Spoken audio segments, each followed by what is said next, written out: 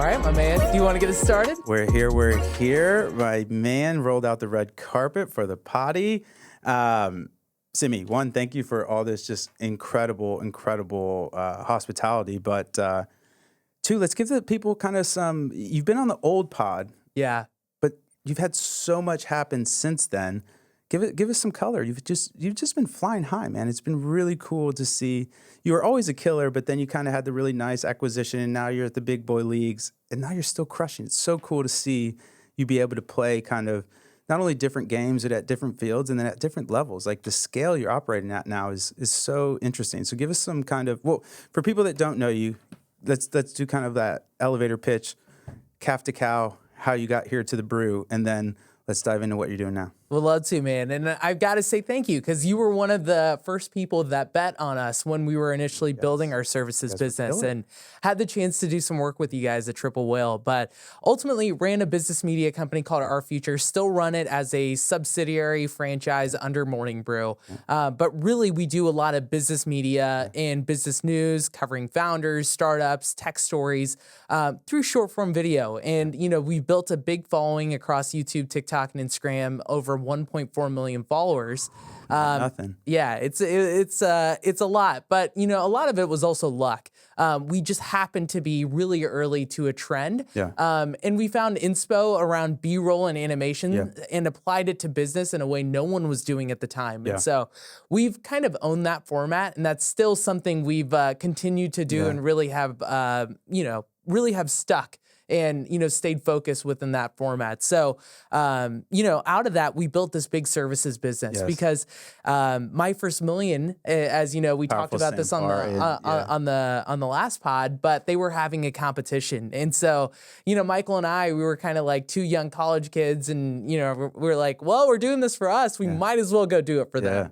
And we ended up winning the contest, and we realized, you know what? Like, there is a massive opportunity sitting here right in front of us, and we're just like too dumb to notice it. Yes. And so we win the competition, ends up being like our first foray into creating original content for big brands. And so now we do work with, you know, big companies, still do a lot of work with HubSpot, you know, Dropbox, Shopify, which I know is big in your world, and hopefully maybe even Vermont down the road. Sign me up. They just backed up the Brinks truck a couple months ago. Did they? So, yeah, Papa got some budget. the A closed, so we're doing that.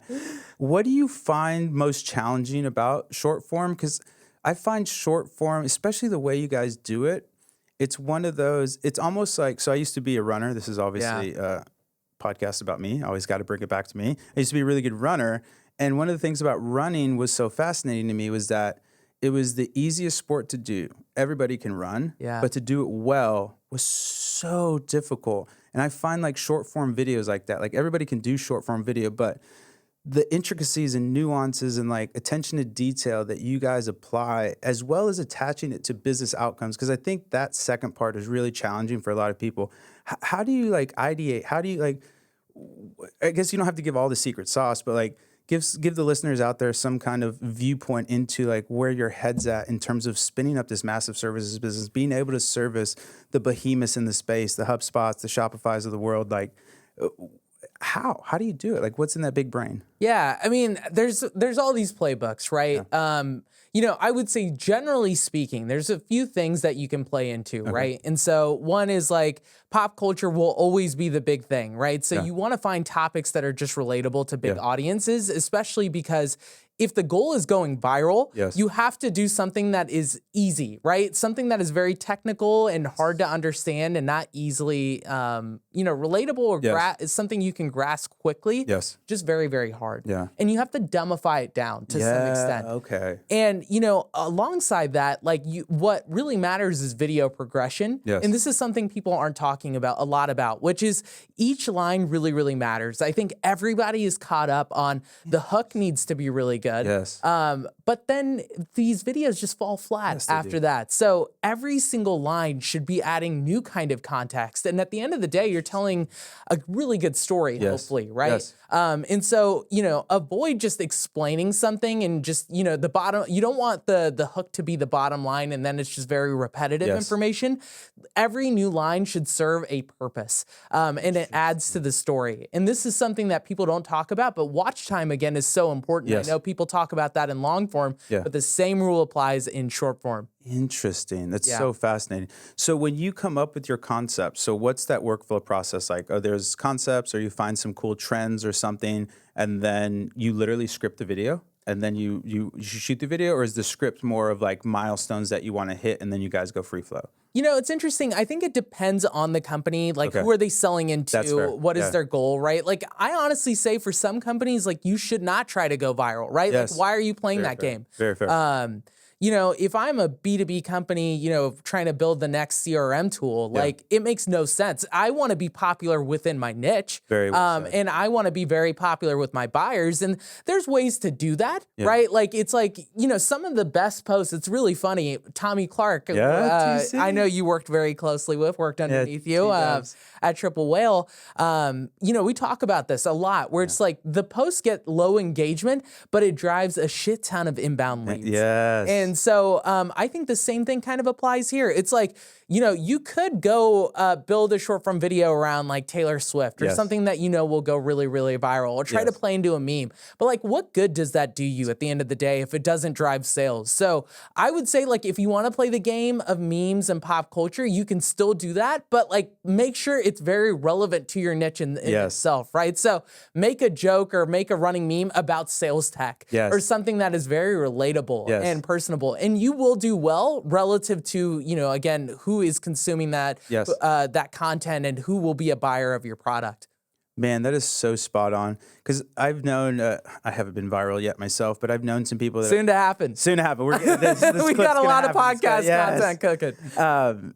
But people would go viral all the time, and it Yeah. was so non-impactful, and it just stressed them out. Yeah. Because they just have all these replies and stuff like that, but there was no business impact. So it was basically you're just selling to a bunch of people that aren't buying.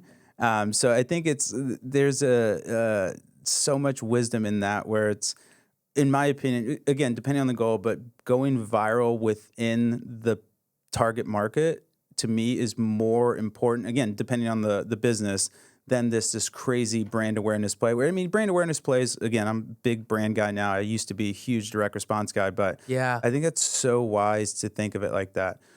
What are some of your, like, are you to a point now you can call videos, or is it still like you have no, because dude, I've been in ads almost 20 years now, and I Yeah. literally have never been able to call an ad ever. Maybe that's just me, anecdotal, but it's just so hard to know what hits. Like I've been at companies that have spent $50,000 on a video, and I whipped up something in Canva, and that spent $1 million, and that video was $20,000 of spend, just because like we spent $50,000 on a video, and Yeah. like, make this work, and you're like, dude, this isn't gonna work, and your boss is like, make this work. We spent $50K on it. So do you have any, or is it more systems still, and you're just like run the systems volume, or do you have the semi-touch where you're like, I think this is gonna hit? It's really funny. I would like to say that, we've been doing this for 3 Yeah. years, so we have a good sense of it.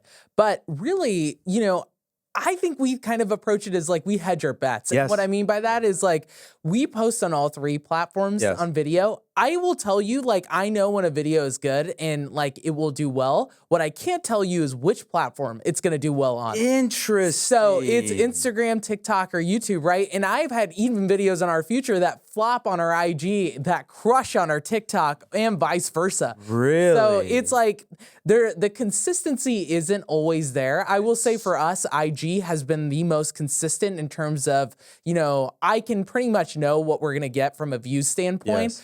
And TikTok feels a little bit more like a black box Yes. sometimes, but yeah, I mean, it's like, I know this is good content because I would consume this. Yes. But like, again, I just don't know which platform it's going to hit on. That's so fascinating. Yeah, I mean, it is definitely interesting to think the channel parity. You would think it would be there, but it's not.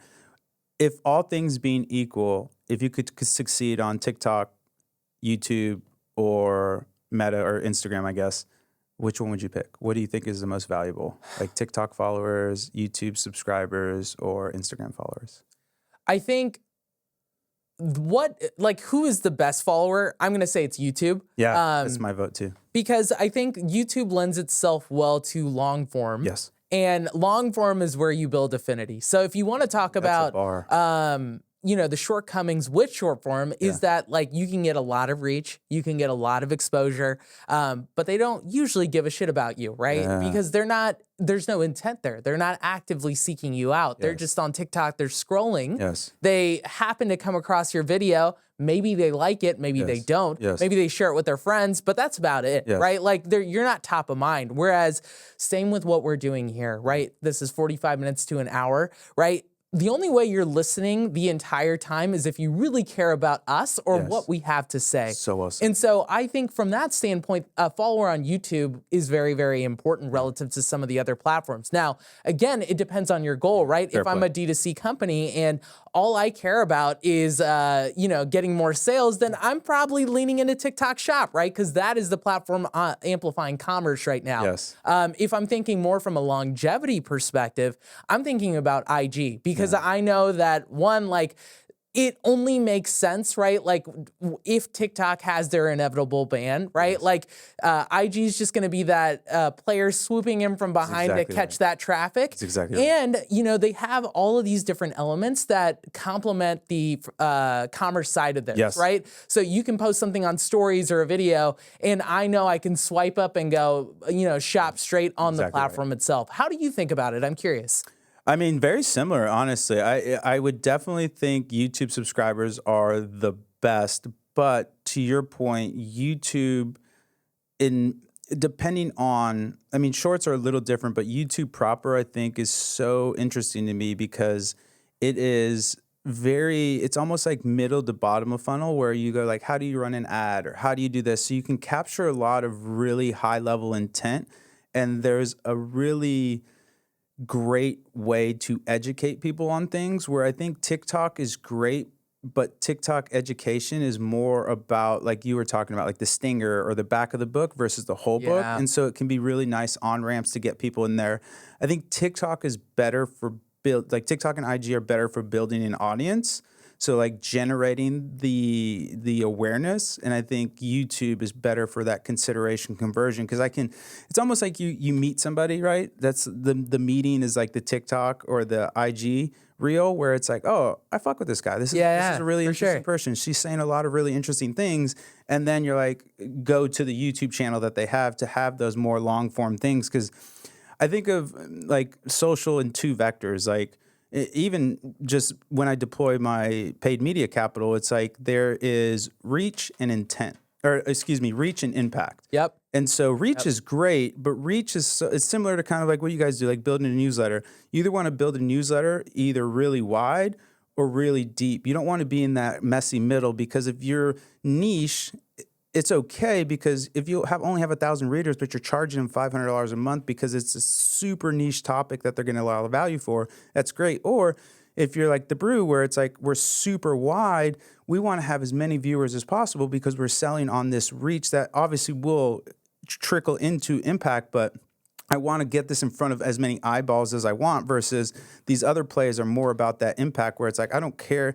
It's almost like, and I'm kind of going all over the place, but similar like CPMs, like, yes, high CPMs suck, but at the same time, if you're in a room with all the rich people, like, yeah, you're going to pay more money to be there versus like, oh, I'm paying $1, but I'm in the room with all the poors. Like, they're not going to be able to buy anything from me. So it's like, why do I even care? You know what I mean? So, dude, 1,000%. Yeah. This is like one of the growing debates that I have with my friends because, they always talk about how expensive LinkedIn ads are. And it's like, you're trying to sell into enterprise. Like, it's not going to be cheap. Like, exactly right. But, again, those ACVs will make up for it on the back end. It's always, as boring as it sounds, and I went to school for economics, so that's kind of how I see the world through that lens. But same here. This is why we get along so well. Indiana boys, guys. That's right. Exactly right. But it's just like, what's the goal? You know what I mean? And then being able to back into what the goal is. But speaking of Instagram, they just dropped some news on the unskippables. Hit me with it. So unskippable ads, YouTube's had them.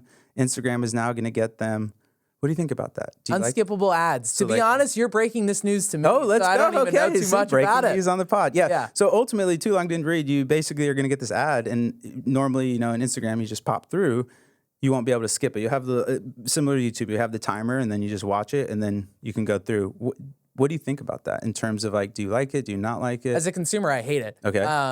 I would see, but on the other side, as the advertiser, content maker, because say you have a viral clip that smashes. Yeah. Now I run this as an ad. Well, people have to consume it. Exactly. Are you into that or no? For an advertiser, nothing is better than a captive audience, right? It's like, okay, I know that in order to do the things that they really want to do, they have to watch this video. Yes. And so I do love it. I mean, there's always some kind of trade-off. Yes. Maybe what ends up happening is IG comes out with a new tier that is like an ad-free tier. And then they supplement it on the back end. So it's always a pair of trade-offs. I imagine they know that if you force ads down people's throats, right? Especially a lot of young people, they have a fierce hatred for ads. And it's like, man, this really sucks. I actually think there's more patience for something like this on YouTube because people have grown to expect it. 100% agree. And I think that for IG, it creates a new level of friction for people. And I think it's actually wild. I've noticed this in general, which is like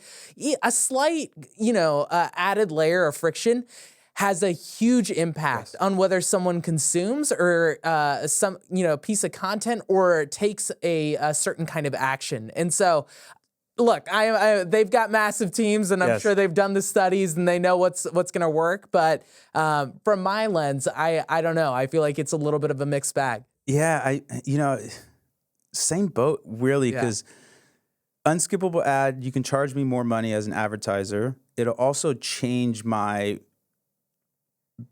composition of said ad because it gets closer to a TV ad where it's like, I know I'm going to get this person for 60 seconds. So I don't have to necessarily be so hardcore on the hook or something where I have to grab them at the beginning because they have to watch the whole thing. But to your point, in terms of the experience, I think the challenge with this on IG, basically to your point, IG almost exclusively you're there to entertain yourself. I'm filling my boredom gaps. I'm scrolling through this.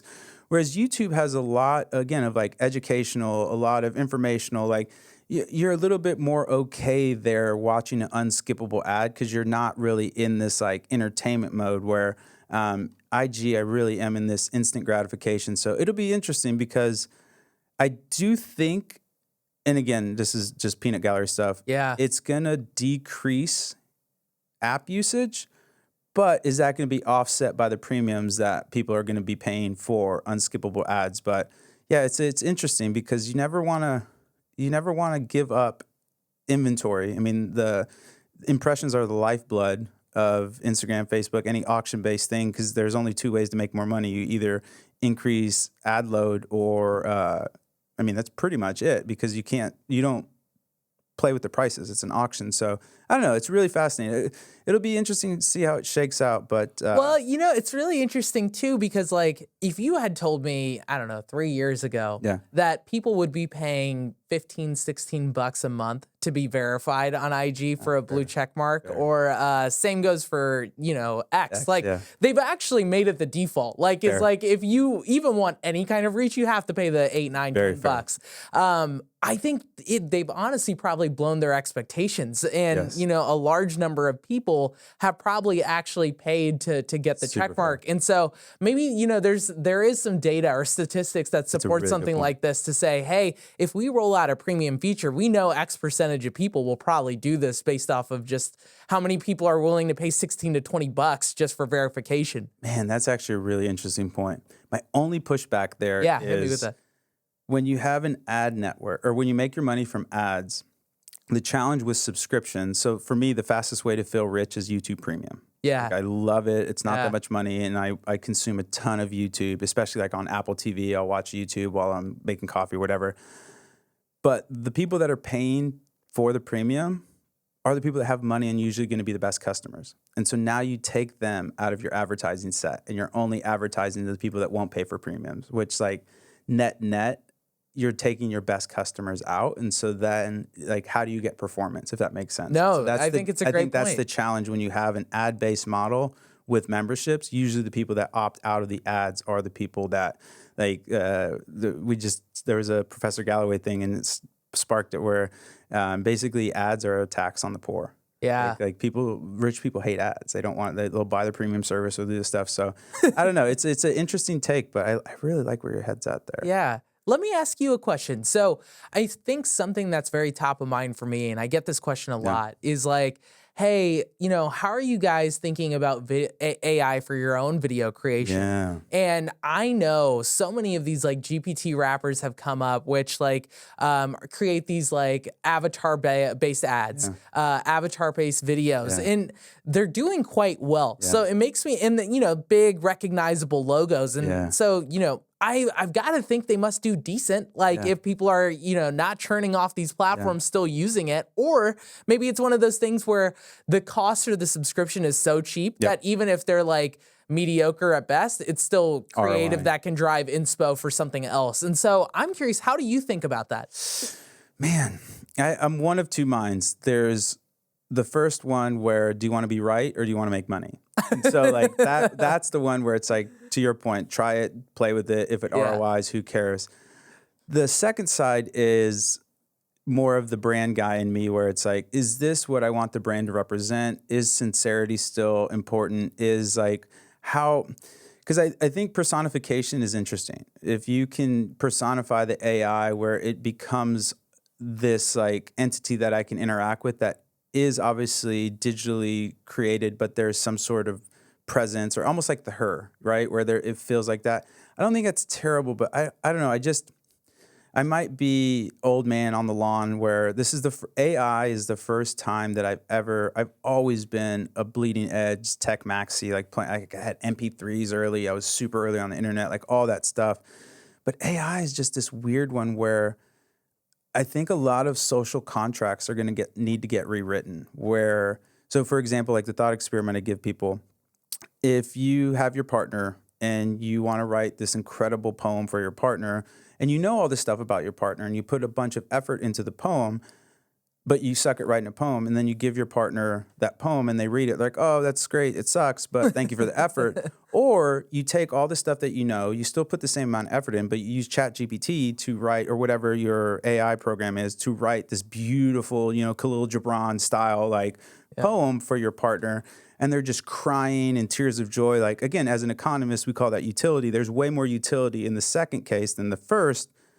But if you said, oh, by the way, I used AI, like instantly every gal that I've talked to is like, yeah, I would not be happy about that. And so I think that's where AI to me is so interesting, because it's, again, these social contracts need to get rewritten. Like, because for me, the way I think about it, it's already been here. Like most things are, basically not necessarily, they're not invented, they're discovered kind of thing.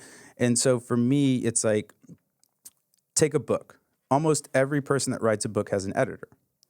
So at what point of the editing does it have to surpass for you to consider the editor the writer, right? Is it 20%? Is it 50%? Is over 70% of the book is edited? Is it still that author's book? And that's what I think AI is doing, but I think it just gets into the weird places because it's not a human anymore. Yeah. And so I don't know, like, how do you reconcile that? Because with your creatives, like, there's a funny line where AI is not going to take your job. Somebody using AI is going to take your job. We've tried it. I mean, just for the sake of like, hey, we should be experimenting because it will have a role to play in the future. I think Michael and I are still like, these tools suck. Like, if I'm being 100%. Completely honest. And it's like, I like definitely wouldn't feel good even doing this for a client, let alone our own stuff, right? We even tried experimenting, last year, and we replaced Michael's face with an AI avatar, and we got flamed for it in the comments. And I think that was just a big learning lesson in general, right? Because at the end of the day, going back to the conversation around affinity, you want people to like it because it feels very unique to you. It's original. It's a creative and thing. Sincere. Yeah, and sincere, authentic. Yes. And is it more articulate using an AI thing, and maybe you sound a little bit more polished? Yeah.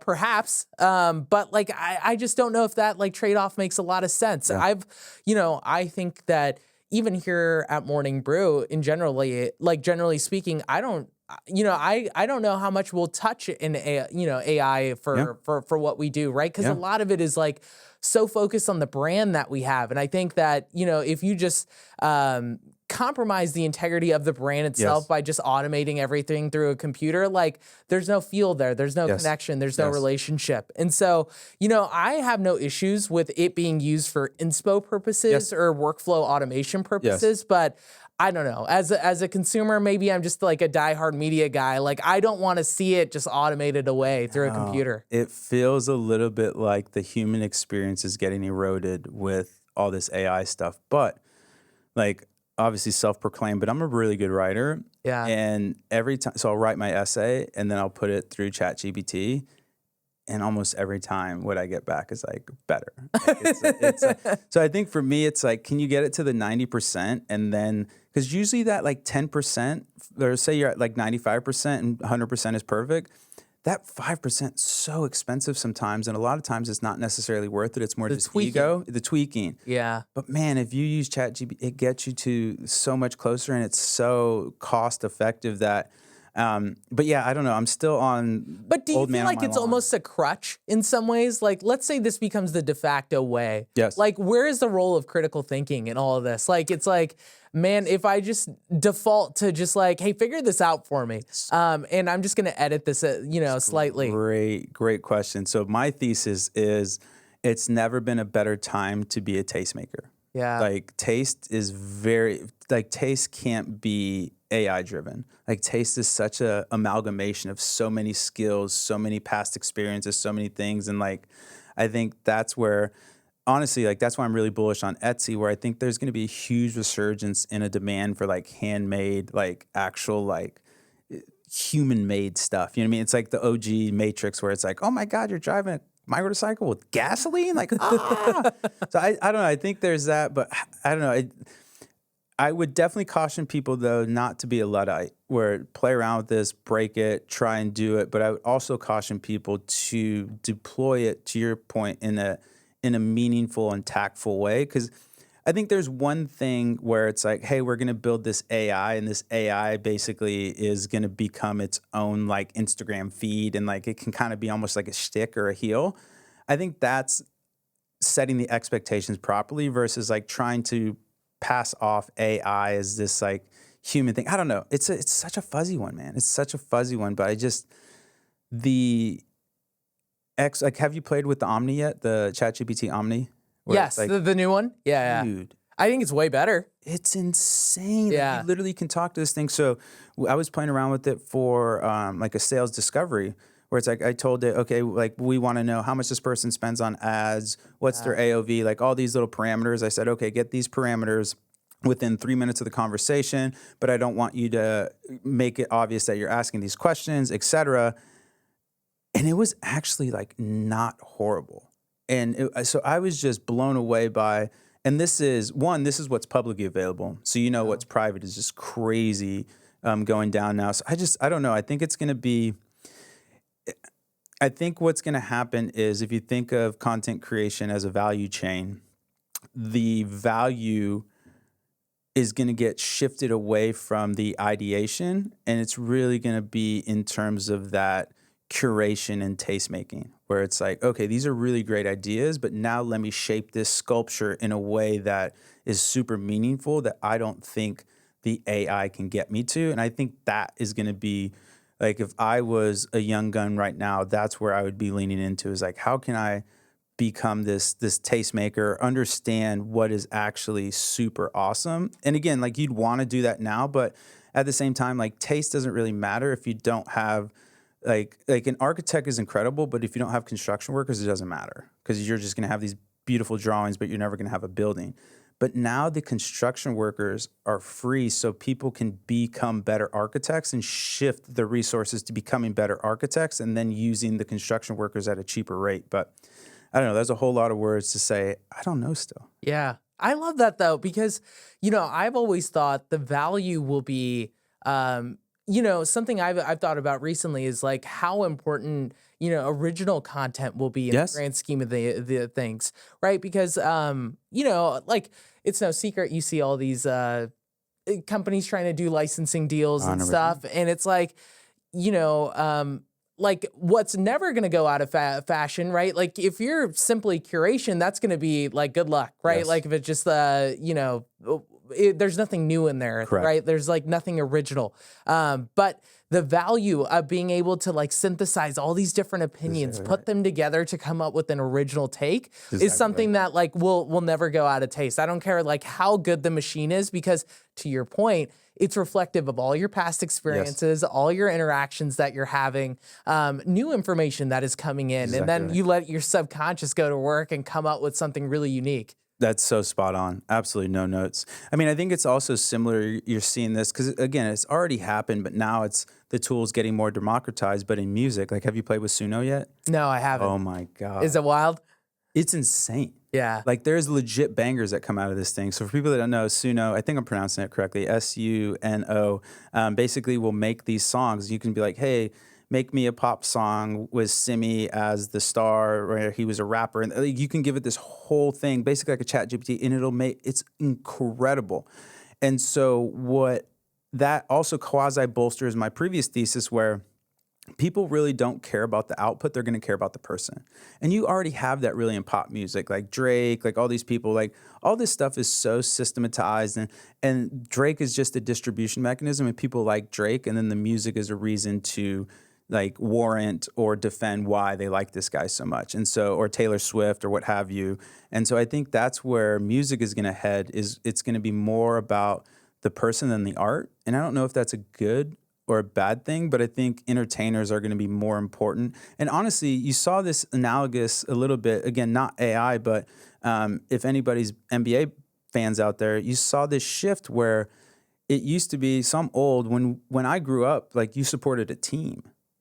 And now all the young guns support players. Yeah. And then they'll just follow the player from team to team to team. Yep. And so I think that's what's going to happen with AI and the arts, is that you're going to become this artist that is being followed because of you, and then the work is going to be kind of secondary. And so I don't know if that's a good or a bad thing for society, because it kind of puts the value on the personality versus the actual output and the art. But I don't know. Again, going back this to, is super do you want to be interesting. right or do you want to make money? Yeah, this is super interesting. What do you think about the claim every B2B company will have a content creator on their staff?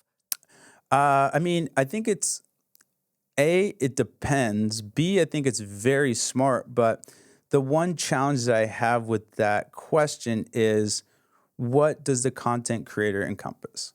Because is that essays? Is that videos? Is that, because I think short form videos, it makes a ton of sense. I think everybody should, I mean, this is my whole marketing thesis is threefold: content, community, education, and then if you have a little bit of money, moonshot marketing. I love it. And so I think for me, we spend probably 15% of our quarterly budget, maybe even a little bit more, on content creation. Yeah. Like it's so important. And the thing about content, why I think personally as a marketer is so important, is because if you think of ads, it's very hard to get exponential growth with ads. Like eventually that slope flattens, just because the way the auction works, just because you're going to get diminishing returns as you buy up. Like if you think of your customers as concentric circles, the innermost customers are going to be the best customers, and they're usually going to be the cheapest. And as you go out, you get two headwinds. You get, not only are these customers more expensive, but they're usually worse customers. Yeah. And so with ads, it almost flattens to always linear, where content can always be an exponential. And the other thing about ads, once you spend that money, those impressions are gone. Like it's not, whereas once you write content, you can have content and then a year later it just pops off because it just hit the zeitgeist or something like that. And so there's just this. And that content can be run as ads too. Bingo. Yeah. And so you just can have this exponential with content. So for me, content is king in B2B SaaS. Like I think paid media in B2B SaaS is, well, I also think of B2B SaaS as an ecosystem. Yeah. But paid media in B2B SaaS is not very effective for direct response in my experience. And I've spent millions of dollars on paid ads for B2B SaaS. And, the money's spent better elsewhere for me, because I think of it in three vectors. Like somebody has to like me, know me, trust me, before they buy. And I can do that actually in person. I can do all three of those in person, but in person doesn't scale and it's quite expensive. Whereas paid media, you really, maybe you can get somebody to trust you. Maybe you could get somebody to like you. Very challenging to get somebody to know you on the first touch. And so you're missing at least one of those three legs on the stool. And so like, that's totally orthogonal to D2C, where like D2C paid media is fantastic. Like D2C has levers. Like when you talk to investors, they're always like, what levers can you pull on? And there's levers in D2C, like content, like organic. You get your organic cranking or your content cranking, you can blow it up. Like Isaac at Katana, now at King Pie. Yeah. Tyler from, oh my gosh, I'm blanking on his slime company. Geez, Peachy Babies. They're doing millions and millions of views on YouTube, and they've made these monster companies with zero ad spend. Yeah. In B2B SaaS, it's just not how it works. And so for me, going back to your question, I think that's a very valid thesis. I mean, going back to a CMO role, I think a CMO's role is twofold: get momentum or keep momentum, and efficient and effective deployment of capital. And for me, I think deploying capital on a content creator is fantastic spend, and it's way more effective, in my opinion, than paid media. So if I had to spend $5,000 on a content creator a month or $5,000 on paid ads, I'd 100% do the content creator all day, twice on Sundays. I love that, man. And you're the perfect person to ask this question because you made a crazy wave and big name for yourself at Triple Whale. Oh, look at the puns. The puns are coming out. And now you've done it again at Vermont, and it's super funny because we've experienced some level of this, but it's like when you become the benchmark, or you can show people what is possible, right? Now you're in all the conversations and you don't even have to focus on like trying to get your name out there because what you've done on your day-to-day has done, has had a big impact that the conversations are very organic around it. And so let me ask you the question. Someone asked me this a few days ago, but I think you would have a much better take on this is, if I'm running an early stage B2B company and I have 100 grand, how do you allocate that money? Can I ask a couple more questions? Hit me with that. Okay. Is it monthly? Is it contracts? Is it sales led? Is it self-service? It's contracts. Okay. And this sales led. Yes, that's right. Okay. That's right. So if I had 100 grads, so the challenge I've had some really interesting color here because at Triple we got to like 10 million ARR just on self-service. Like you could just, and so as a marketer or CMO in specific. And on that self-serve, was it just like organic? What worked for you guys there? The OG playbook of community content, education, and then moonshots. So like but again, so to give you guys some more color into how I parse out the budget, like you don't necessarily need to do moonshots. And when I do a moonshot, and for people, I guess I'm talking past people, moonshot is just basically something, think of it like a fancy term is an asymmetric bet, but basically like layman language is like, I know I'm going to spend $20,000, $50,000, and this could die and do nothing, or it could absolutely just be a runaway hit. And so at Triple Whale, a few of the things that we did were like the first moonshot was like $5,000 and we sent an iPhone to space. We had just launched our attribution and we're like attribution out of this world. So we got this video with literally Triple Whale and we put it on a weather balloon taking a video. It was like $5,000. Like it's not and then the culmination was the Whaleys, which they actually kept going this year as well, where we had a huge D2C awards show. You guys crushed it. It was awesome. It was actually one of the coolest things I've done, and it was really cool because with events, I think of events in 3 phases, like pre, during, post, and we own the absolute. This is why events are really cool. Here's a little hack if you guys are marketers out there. People love to brag on themselves, and so the pre was so awesome because we had a nomination process. And so now you get like an incentive to like, hey, Simi, I got nominated for the Whaley. Will you go vote for me? Will you go vote for me? So you get all this organic. And then during the event, people are posting about it. It was amazing. And then post-event, everybody's high on that. And so the revenue and business impact we got from that was superb. And like out of pocket, I think we paid, like I think all in it was like $150, and like out of pocket was maybe 60 or 70 once we took away like all the subsidies in terms of like ticket sales, sponsorships, all that stuff. like 60 grand is nothing. You know what I mean? When you're dealing with a big budget. So going back to your sales-led is challenging because you need synchronicity. And so sales-led, you can't, not that you can't grow exponentially, but there's way more headwinds because usually the deal sizes are bigger, but they take longer. And again, you need synchronicities because we need to meet. Versus Triple Whale was just money coming in. Like I could just look at the Looker dashboard and just see the money cranking up because we just had this instant impact kind of thing. So for $100,000, I would probably split it up between maybe, and this is agnostic of salary, right? That's right. Spend. Okay. That's right. So I would do, 100K, I would probably do 30 grand on eventing. I would do another 30 on content, and then maybe 10K on paid. So you got content, paid, and then, so what am I at? I'm at 40 or 50 or 30, 70, and then the other 30, maybe 20K on some sort of sponsorships. So whether that, marketing brew or whatever, and then the other 10K, I'd probably try some sort of really out of the box idea. So that's kind of how I would cut it up. It's a pretty diversified spread. Yeah, because the thing is, again, you want with that, again, and depending on where you're trying to punch at, like if you're trying to, there's two ways to get enterprise. Like if you're trying to punch at enterprise, you're this super cool kid that everybody's talking about, or super experiential curated events that are like 15, 20 people and it's only killers that are very expensive. Yeah. So those are the two ways I've found anyways to break into enterprise.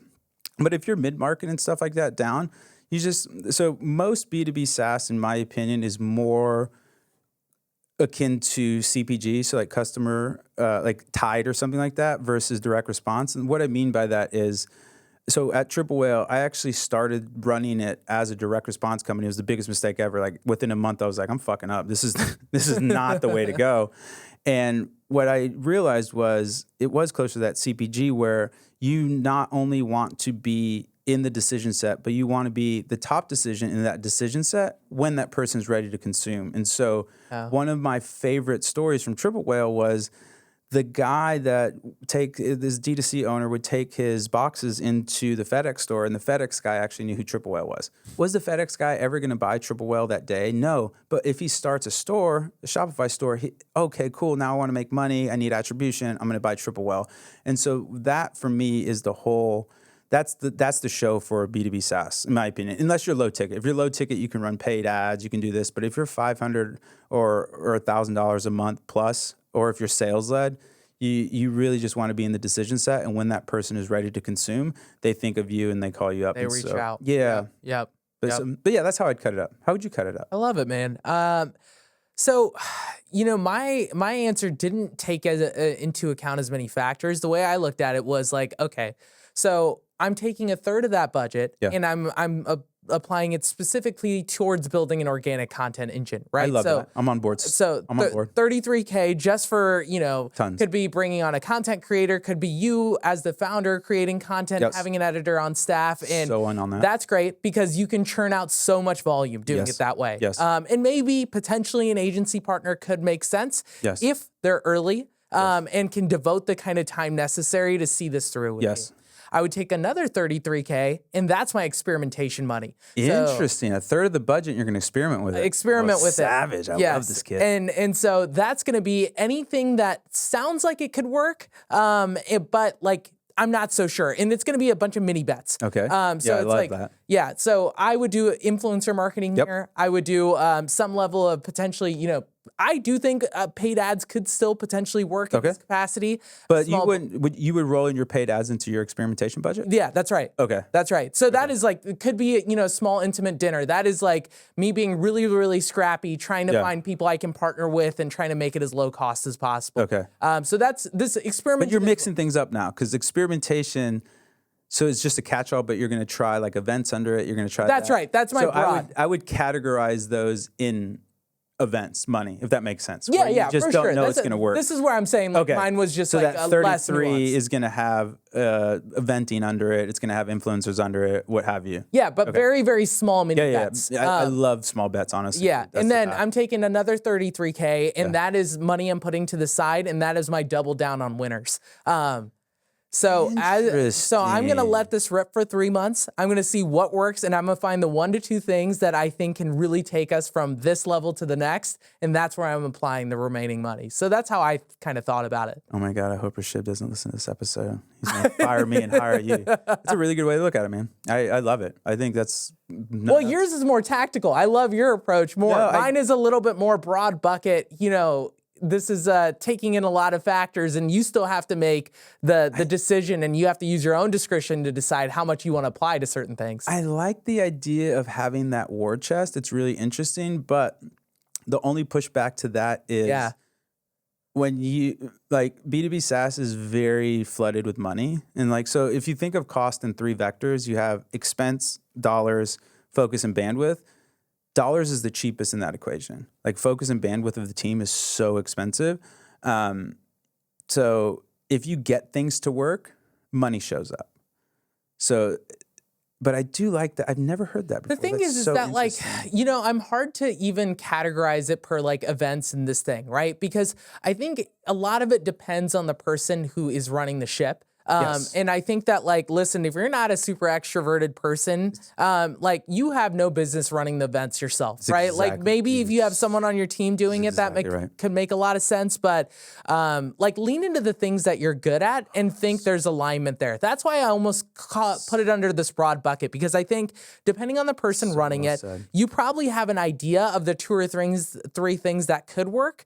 But like, there is going to require some level of experimentation 100%. there. And it's not a CYA type thing, Yes. right? Like, you are going to have to defend why you put the money in Yes. that category Yes. versus like, hey, I know I'm going to do this organic thing. It may not prove results immediately, but I know long-term, this is going to help us with our CAC. This is going to help build affinity for our brand. And like, this is just a long-term investment we're going to have to make, even though it may not have the short-term results that we need. Dude, that's so well said. And that's such an astute point where, so I'm a big believer, and I don't have many beliefs because I think beliefs can get you into dogmatic thinking, but Yeah. so maybe I should say thesis. I have a thesis that unless you're the founder or owner, the only thing you care about is making your boss happy. Yep. Like, if your boss is happy, nothing else matters. Like, usually that's a function of performance. But like, again, if your boss is happy, your boss is happy. Who cares? So the reason I say that is, again, shout out Max and AJ at Triple Whale. They gave me so much bandwidth to really build a brand in the way that I thought was going to be the most impactful, fun, like, awesome. And the same thing with Rashid. And like, another example, Liquid Death. Like, Mike at Liquid Death, the CEO, is the craziest dude there. Yeah. And if there wasn't, like, if the craziest dude there is the CMO, none of that stuff gets greenlit, or it gets bastardized or pasteurized in terms of like what the actual original idea was, and what was shipped was just so far from it. And yeah, obviously it failed because it wasn't the original idea. So that's a really astute point that you really, for me, the hardest part of CMO was managing up. Was like, okay, this is why we're going to do it. This is what it's going to happen. This is what we're going to do. And, you know, ironically, because at Triple Whale, we were selling attribution as the primary product. Like, attribution in B2B SaaS is so challenging. So hard. It is So very hard. challenging because it's not like in D2C, there's a very linear conversion path. You have awareness, consideration, conversion. Boom, I know. Whereas B2B SaaS, like I said, it's that ecosystem, and it's more of like a pinball machine where it's like, okay, they subscribe to the newsletter. Now they came. You got to to an hit them event. with a bunch of Now they angles. do Yeah. all these things. And then, like, what's most important? Then you get into the attribution talks of like, okay, is it important for the person first click? Who got them to know about the party? Is it important to get them to the party? Is it important to make them excited when they get to the party? Is it important to get the money from them while they're at the party? Like, where do you, and so that's the biggest challenge for me anyways, as a CMO, is attribution is an absolute nightmare. But at the end of the day, you need, like, people experience the world in the stories, and you need stories to take to your boss. You can't just be like, hey, I need 33% of my budget's going to go towards experimentation. Like, okay, but what does that mean? You know what I mean? Like, okay, well, I think these events are going to do this. And so for me, I found a lot of, and I think this actually transfers to D2C as well, where I've found it more, not only impactful, but psychologically advantaged to have that scientific method versus trying to be right and wrong, where it's like, okay, cool, here's the thesis, here's what happened, here's why it happened. If we validated the thesis, take money out of your war chest, like you said, and put more money behind that. If it didn't work, why didn't it work? And then, you know, take it behind the shed and do what needs to be done and make a new bet. And I think that to me, like at least on my team, both at Triple Whale and now Pharma, is I don't mind like things going wrong. There's a great book by Annie Duke called Thinking in Bets, and there's something called resulting, where people will look at the results, not the system. And if you build a system that has an 80% probability of the turning out the outcome you want and a 20% probability of not, and you land in the 20%, that's okay. Yeah. Run that back. That's don't throw the system out. But if you have a 10% probability of success and a 90% probability of failure, and you hit that 10%, like kill that system. You just got lucky. But if you look at the results, the person's going to look at, this is what she calls resulting, where it's like, look at the result I got. It's so good. And like, no, you just got lucky. You hit a 10% out of a 90% bet. Like I'm never going to take a 10% chance of success on a 90% chance of failure. Like, why would I do that? I want the inverse of that. And so that's kind of it's. And I'll take that one step further, which is like, just because it worked in the past does not mean it's going to work in the future. And what is it? The stocks past performance does not indicate future gains kind of thing. Yeah, it's like just because it worked at the last company, just because the timing was different. If I tried to as run the D2C playbook of 2010 now, like good luck. Like I'm losing all my money. You are losing for it. Yeah, you'd have more fun just going to the casino and putting it all on red for sure. No, I like those odds. Yeah, exactly. That's it's a little less than 50-50 because you got the double zero and the zero with the greens, but you're absolutely right. No, that's a very astute observation. I really like that. It's a really interesting question. You're so good at this, dude. It's almost like you do. This is a lot of fun, man. This is a lot of fun. What else you got? What else do I have? We're almost we're about at it. Maybe we'll wrap it up. Let's do it. Yeah. Okay. One more question for you then. Cool. Or two more actually, because I have the final question in the pod, and then one more. Perfect. Like, what are you seeing? Or actually, this is going to be a selfish question. As a CMO of a growing B2B SaaS company, how do you think I should be investing in content? And this is let me for Vermont. So I don't want to give away our numbers, but we have really healthy ACVs. We're only sales led, so you have to talk to somebody before you give us money. And so you have a lot big hacks when you hit. And we have a really up and coming brand. And actually, let me give you two. I know we're pushing up against it, but I really want to. So keep the content question, but. Would you invest, so this is kind of an ancillary question, would you invest in brand accounts or founder accounts? Founder accounts, 1,000%. I knew that. Okay, so that's, so like transparently, we're going to not spin down our brand account, but we put a bunch of resources into our brand accounts. On LinkedIn's actually not doing terrible, but Twitter is an absolute ghost town.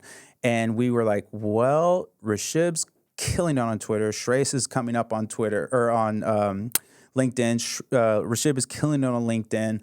We also have Alexa, who has a pretty decent presence on Twitter or X. And then now we have Aaron, who also has a pretty decent reach on both LinkedIn and Twitter. And then myself on Twitter.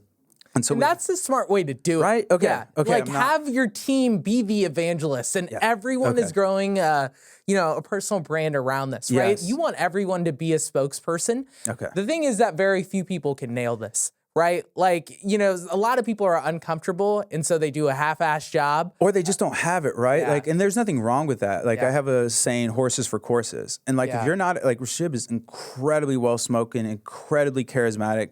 If you're not that, don't put your CEO out there. Yeah. Like, don't force them to do things because you're like, oh, look at this CEO is so great at content. I mean, Toby and Harley are the perfect example, right? Where it's just like, Toby's a G, but like, Harley is, that's why Harley's on the CNBC. Like, he's just such a charismatic, like, says all the right things. He can talk stock, he can talk business mechanics, he can talk culture. Like, he's like that, where Toby's just more so like, I don't give a fuck. Like, this is what I believe, this is how I'm gonna run my company. And again, zero judgment on that, but you wanna put the people that make the most sense in front of people versus forcing, like you were saying, running a playbook. I hate that, where I think frameworks are a better way to think of it than actual best practices, because then frameworks you can take, like the OG Bruce Lee, absorb what's useful and reject what's useless. And it's like, dude, I don't have a CEO, or if you're at a brand right now that you don't have that person that can be that social personality, don't try and make it. Totally. Like, go find 1,000%. it. But like, you're not going to like, I don't know. I think people just have that. Like, you have that where you command a room, you command the camera, where certain people just don't. And unless you're Mark Zuckerberg with billions of dollars to have that glow up, it's really challenging to, grow into that versus go find the talent, or what you're saying in terms of that. But I totally used a bunch of words. No, and I was just going to add to that, which is, I think, again, leaning into the unfair advantages. Yes, so well said. Rishabh is doing so much video, right? Yes. So I'm going to keep focusing, and I would, recommend, and I'm sure you guys are, leaning into video for him. 100%. But just because he's comfortable on video doesn't necessarily mean maybe Alexa would do as well on video, right? So I'm giving her the resources around maybe more copywriting, maybe helping her with research, or maybe helping her with like more edutainment type style of stuff. So, you know what I mean? Like, and if it was 100%. Tommy's probably doing a lot of meme style type stuff, right? And so, I think it's really important that there is consistency. Yes. But I still think each person on the team needs their own flavor, right? So I don't want a carbon copy. I don't want to talk to necessarily 5 Rabas or 5 Rishabs, right? No. I want individual personality, and I want a cohesive kind of feel that like, wow, they all concisely, and they crush content as a team, and it's very broad. It's like, it's very clear content is the focal point of this company, or from a marketing standpoint. And so, that's how I would think about it. But to be honest, like, this is one of those things where I know you know it even better than I do. I don't know. You've been giving me a bunch of ideas. Again, I'm going to make sure Rishabh gets blocked from this podcast. Jesus, these are great answers. But I totally agree with you, because I think what you're saying is ultimately almost like the metaphor would be when you go to a store and you see different flavors, but you recognize they're all the same brand. Yeah. If that makes sense. Absolutely. So you're like, but these are different flavors, because to your point, here's a little leadership tip. You never want to hire people that think like you. Yep. I already have those fucking ideas. Yep. Like, I don't need those ideas. I need different perspectives. I need different things. And so if you hire, especially in leadership, you want everybody in leadership to be different and complementary. You don't want any supplementary ideas. And it can be so devastating when the executives have the same ideas, because it's like, then what am I paying you for? I only need one of you. I don't need the same ideas 3 or 4 times. So totally. And you look at that ABM type strategy, you just never know who's going to resonate with whose content, right? Like, they may not necessarily account-based marketing for the kids following along on. They may not necessarily like Rishab's, but they may love the content coming out of your account, right? And vice versa. And it's like, man, I love what this Rava guy puts out. Or you can also almost like stair step or gateway into people, right? Yeah. Where it's like, oh, this is Rabo at Firma. Oh, this is really interesting. Oh man, this Rishabh guy, his CV is insane. What? Yeah. I listen to him. Okay, I know I've taken up too much of your time, so I end on one question, as always, at the end. What do you think excellence is a function of? I think excellence is a function of grit. And the reason that I would another say great that, book, Angela Duckworth. The reason I would say that, it's a great book. I think that truly, luck aside, you may have a strategy going into something, you may have a plan, but most people, they do the planning, it doesn't work on the first time, and then they just stop. Yes. And truly, we've been doing this for a long time, and every time I seem to have a plan for something, things seem to go, not as planned. Yes. And I've noticed that just staying in the game longer is the way that you find your way to success, right? Like, that's why. Well said. And when you do pivot, you have to do so very intentionally. Don't just pivot to pivot. Yes. But it really is one of those things where you have to keep yourself stable and realize, here is the North Star, here's the end goal in mind. And I know the path there may be a little rocky, and that's okay. I'm not going to be deterred, right? This is one of those things where if something really works out for me, I'm stable. And if something doesn't, I'm still stable, because I know the next one, I just have to keep myself focused and know that I have to put myself in a position where I can keep making bets, and I can keep edging forward, and I keep trying hard. So that's probably what I would say. Man, what about you? What about you? Full answer.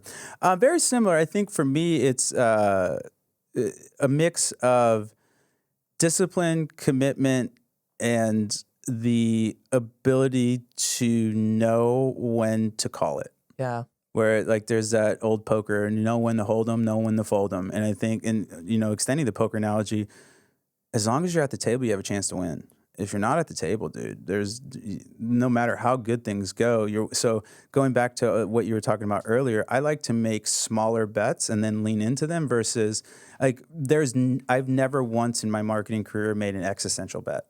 Never. I think that is the absolute last thing you want to do, because one, if it doesn't hit, you're obviously dead. And then 2, if it does hit, like, is this repeatable? Is this like, you know what I mean? Like, are you catching lightning in a bottle? I don't want to catch lightning in a bottle. I Just want also bad hygiene. Like Bad hygiene. it encourages like, you know, and Reckless, then, exactly right. Yeah, I think down the road, like say it does work, you know, deep down you may have that like signal in your head that's like, hey, I could probably do this again. And then you end up worse off than where you even started in the first place. It's exactly right. It's exactly right. I loved it, man. This Simi, was a ton of fun. You're such a beautiful human. Where can the people find you? How can they get more involved with Our Future, with the brew? This time's yours, my friend. All right, I appreciate it. So the plug for the pod, Our Future Pod. go. Main channels, Our Future HQ. If you want to find me personally, I'm .simi on IG and @_simi_ on X. And I know we haven't changed that underscore stuff since we last recorded. Amazing. Let's go. I know I post you on that, but hey, at this point, it's like it's the cliche. It's like, dude, this guy's killing it. Why not? Throw the underscore in there. I appreciate it. A little shift action in there. So much fun. Dude, this has been so much fun. Thank you for the hospitality. That's it, folks. That's all we got for today. Firmatcommerce.com. Go book a demo. Make my boss happy because I'm probably going to get fired and he's going to hire Simi after he listens to this podcast. No chance. And we also have a great newsletter that goes out every Monday curated by our wonderful Alexa Kilroy, our director of marketing, called The Geometry of Growth. You can subscribe right on the website. Simi, again, thank you so much for all this being here, awesomeness. man. You're just such a wonderful human. All right, folks, that's all we got. Another win in the books. We'll see you on the flip.